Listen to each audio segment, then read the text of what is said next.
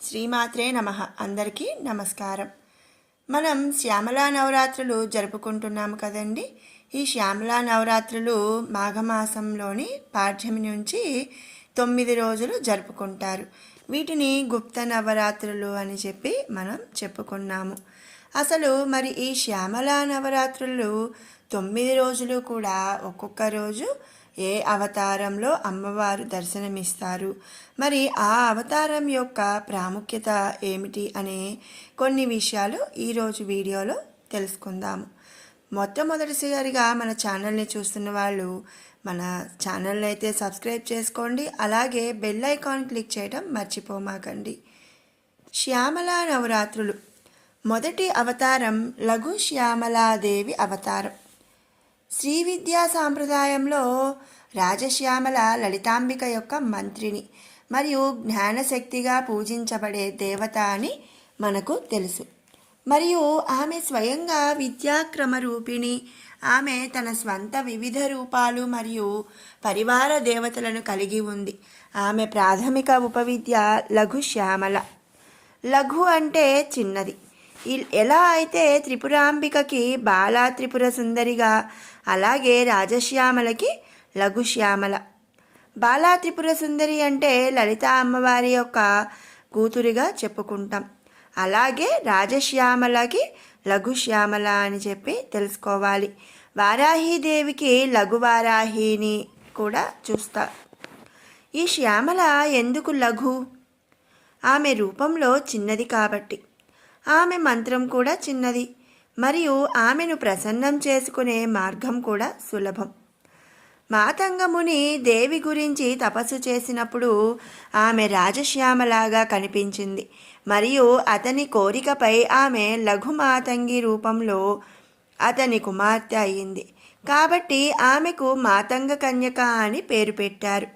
ఆమెకు 12 సంవత్సరాలు. అప్పుడే ఎదిగిన అమ్మాయి రూపంలో కనిపిస్తుంది. ఆమె యుక్త వయస్సు, ఎర్రటి వస్త్రాన్ని ధరించి వల్లకి అనే వీణను మరియు పువ్వుల నుండి సేకరించిన తేనెతో నిండిన పుర్రెకప్పును పట్టుకొని ఉంటుంది. ఆమె రంగు పచ్చ. ప్రతి ఒక్కరిని ఆమె చిరునవ్వు మంత్రముగ్ధులను చేస్తుంది. ఆమె చిప్పలతో చేసిన చెవిపోగులు, గుంజా గింజలు, ముత్యాలు మరియు బంగారు దండలు ధరించి ఆమె కొన్ని రూపాల్లో నెమలి ఈకలను కూడా ధరించింది. కదంబవనంలో నివసిస్తుంటుంది. ఆమె జీవనశైలిని మార్చకుండా అన్ని వర్గాల ప్రజలను కూడా ఆదరించిన తల్లి. ఆమె ఉచ్చిష్ట చండాలిని అనే పేరు పొందింది. అలాగే మిగిలిపోవడం ద్వారా కూడా ఆమె ఆనందాన్ని పొందింది. ఆమె లఘు పూజకు కూడా శీఘ్ర అనుగ్రహం ఇస్తుంది. ఇది శ్రీ లఘు శ్యామలాదేవి యొక్క అవతారం. ఇక శ్యామలా నవరాత్రులలో రెండవ అవతారం వాగ్వాదిని దేవి. శ్యామలా నవరాత్రుల్లో రెండవ రోజు అమ్మవారిని వాగ్వాదిని దేవిగా పూజిస్తారు. దేవి వాగ్వాదిని శ్రీ రాజశ్యామల యొక్క ఉపాంగ విద్యల్లో ఒకటి. ఆమె విద్యాదేవి అయిన సరస్వతి రూపాలలో ఒకటి. వాగ్వాదిని అన్న పేరు తన ప్రసంగం ద్వారా చర్చిస్తున్నట్లు కూడా సూచిస్తుంది.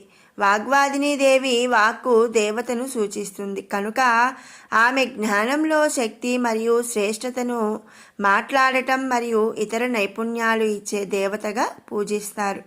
ఆమె రూపం సరస్వతిని పోలి ఉంటుంది, కానీ ఆమె భాష, పదాలు, ప్రసంగం మరియు సాహిత్యం ఇలాంటి మొదలైన వాటికి సంబంధించిన దేవతగా తన తత్వాన్ని చూపుతుంది. ప్రాచీన కాలంలో కవులు, మంత్రులు, కళాకారులు, దౌత్యవేత్తలు మొదలైన వారందరూ కూడా ఈ వాగ్వాదిని దేవిని పూజిస్తారు. ఆమె మంత్రం స్వయంగా వాక్చాతుర్యాన్ని సూచిస్తుంది. పురాతన కాలంలో చర్చల సమయంలో కవులు మరియు మేధావులు వాక్చాతుర్యాన్ని పొందడానికి ఆమెను ఆరాధించేవారు. బ్రహ్మ విద్యకు సంబంధించిన మాతంగి విద్యలో చూసినట్లు వాగ్వాదిని శబ్ద బ్రహ్మ స్వరూపం. శబ్దాలు మరియు ఉచ్చారణల యొక్క అంతిమ దివ్యత్వం, ఉచ్చారణ మరియు శబ్దాలు కలిపిన అక్షరాలు ఒక భాషగా తయారయ్యి అది మాట్లాడుకోవడానికి వీలుగా అర్థాలను ఇస్తాయి.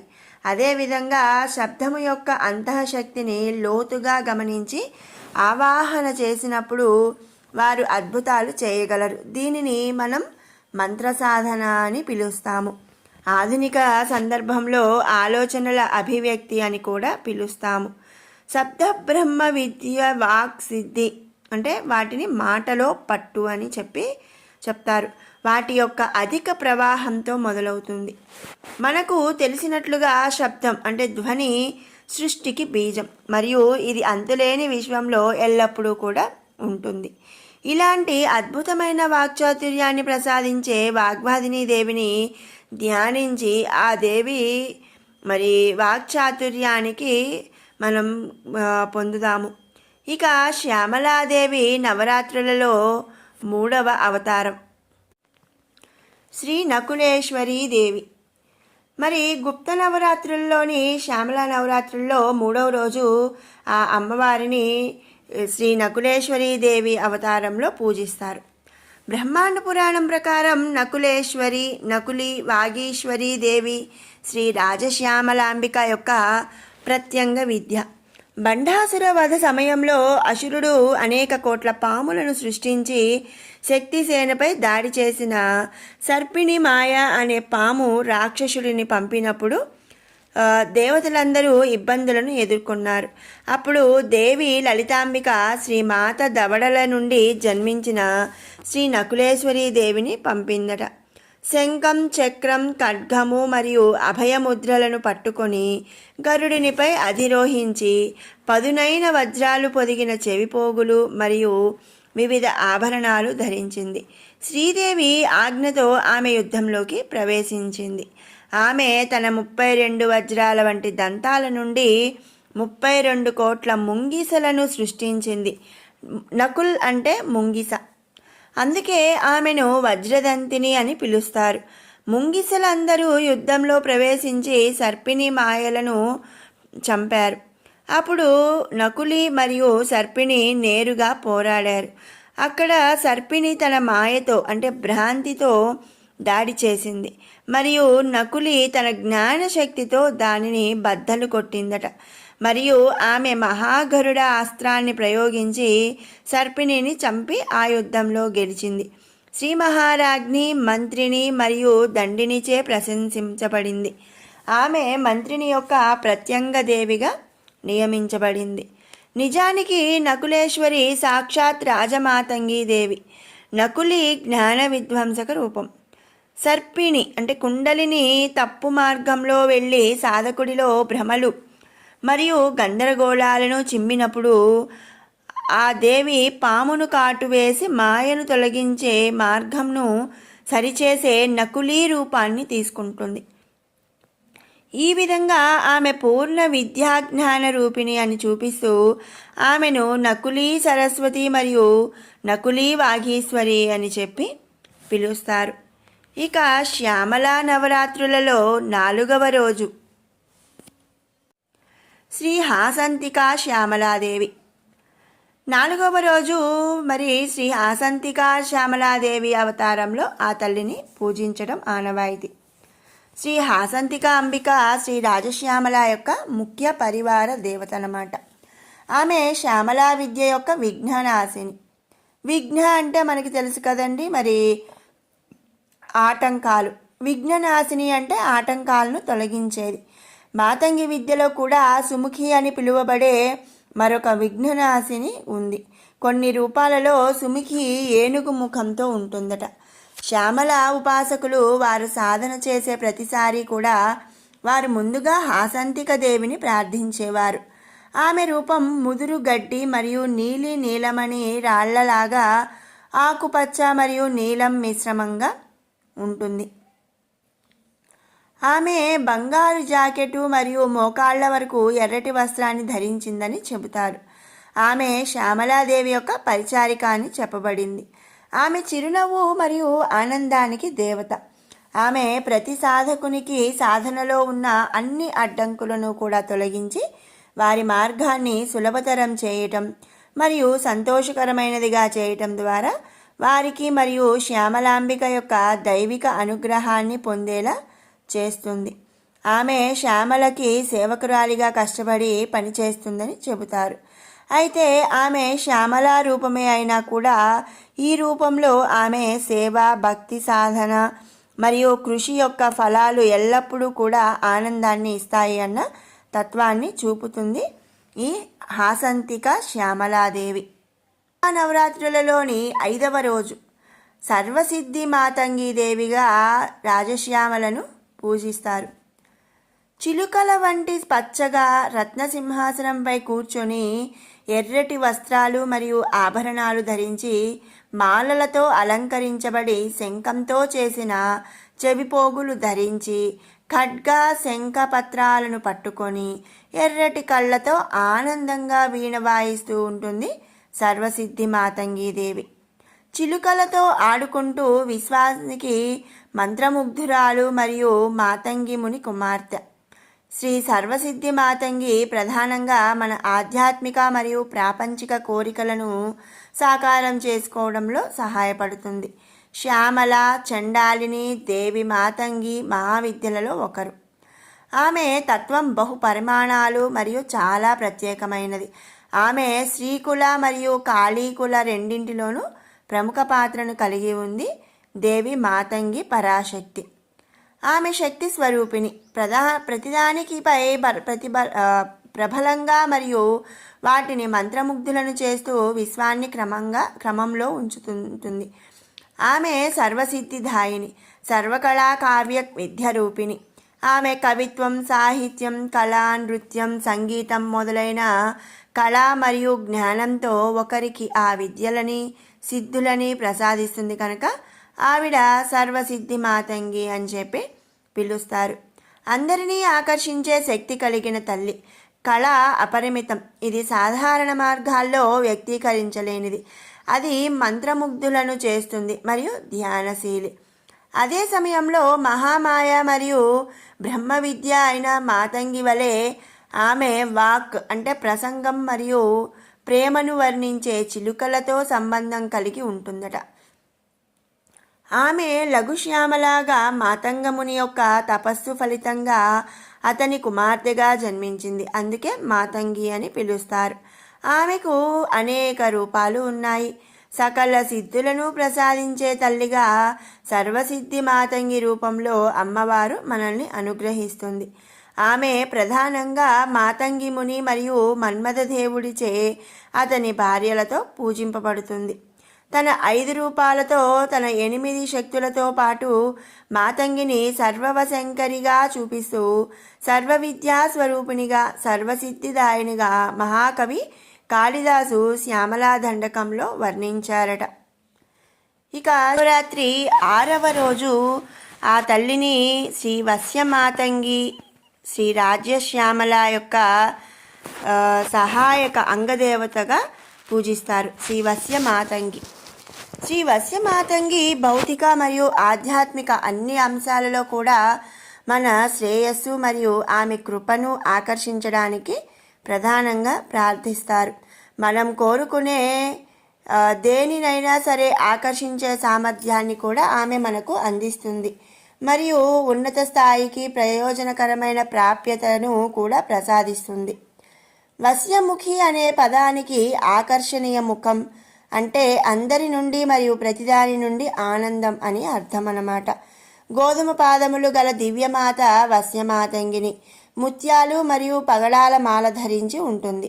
లోతైన ఆధ్యాత్మిక స్థితిని కూడా సూచిస్తుంది. ముత్యాల హారం మొత్తం కూడా సృష్టిలోని అన్ని ప్రకంపనలను సూచించే వర్ణమాల.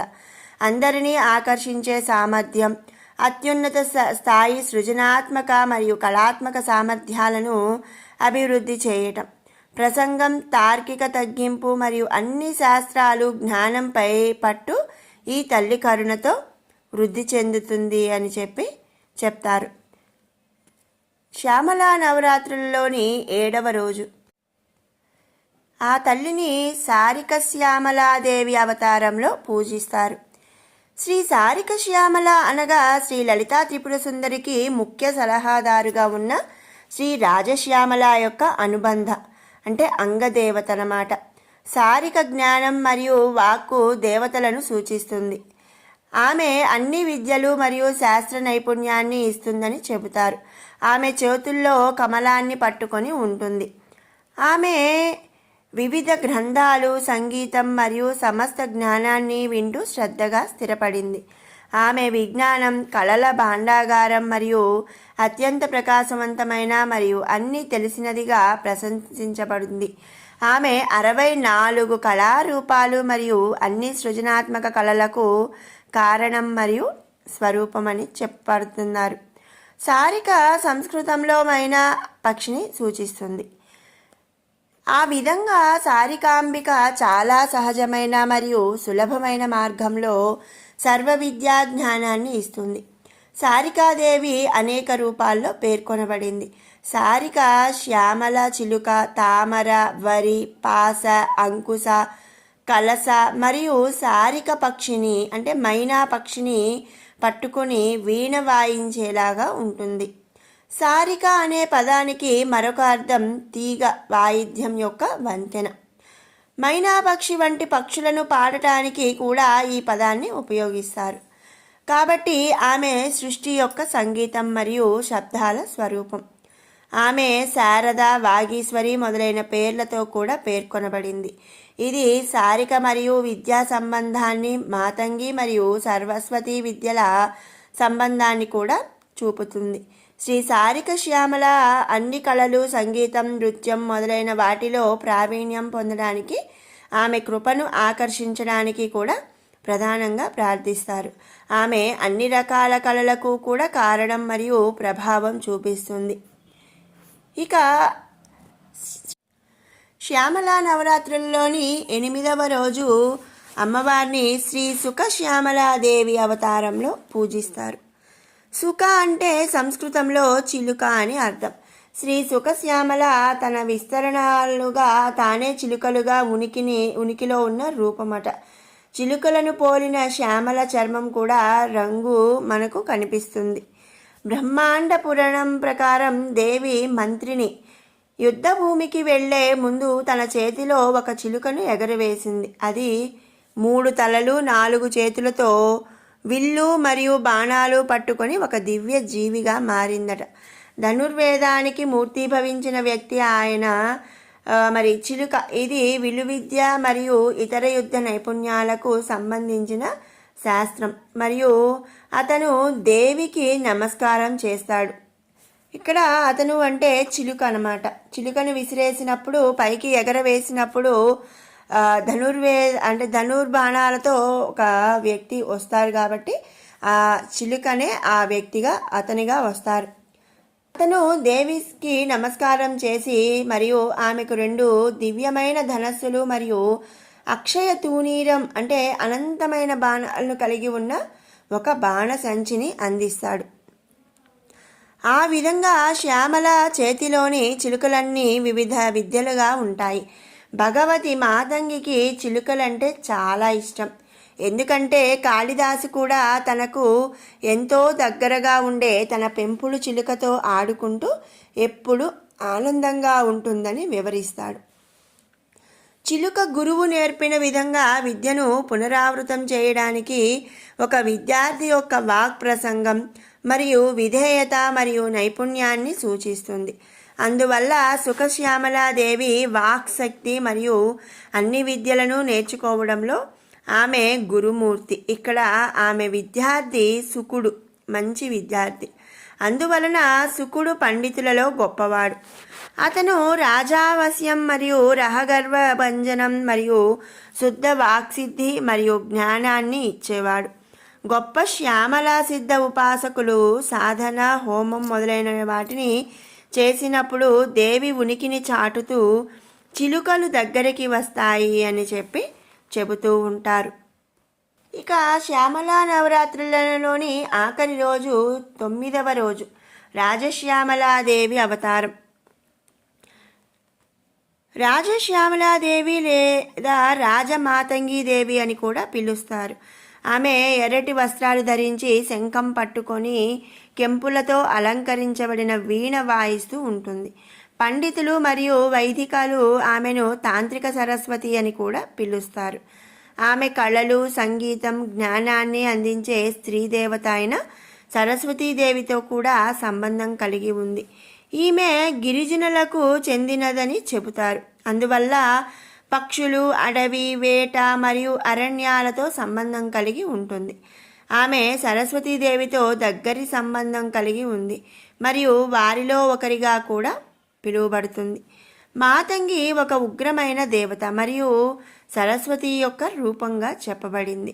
శ్యామలాదేవి లేదా శ్యామలాయి దేవిని దేవి మాతంగి, రాజమాతంగి, శ్రీ రాజశ్యామల, మహామందిరిని అని కూడా పిలుస్తారు.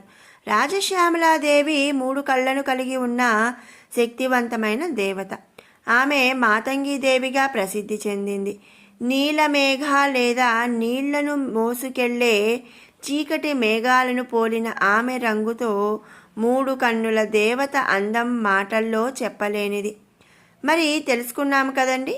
శ్యామలా నవరాత్రులు 9 రోజులు కూడా శ్యామలాదేవిని ఏ రోజు ఏ అవతారంలో పూజిస్తాము, ఆ అవతారం యొక్క ప్రాముఖ్యత ఏమిటి అనే ముఖ్యమైన విషయాలు.